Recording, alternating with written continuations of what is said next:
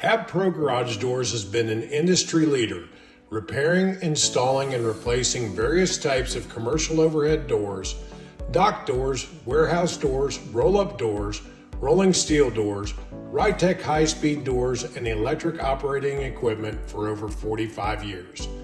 Today, this Rytec door has been having encoder problems.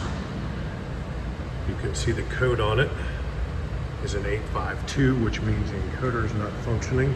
It's been reset several times, so today it's going to get a new encoder installed and hopefully put this door back in correct operation and have another happy customer with their Rytec high-speed door.